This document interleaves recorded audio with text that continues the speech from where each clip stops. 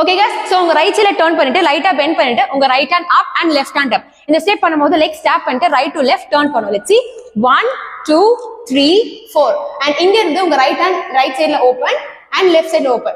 இந்த ஸ்வாப் பண்ணும்போது 4 கவுண்ட்ஸ்ல left to ஸ்ட்ரைட்ல வரணும்.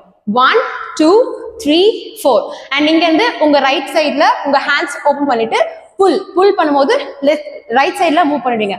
and then again left sideல place பண்ணிட்டு pull and then legs open பண்ணிட்டு உங்க hip right sideல 2 times hit and again left sideல 2 times hit and the whole step May repeat பண்ணுவீங்க.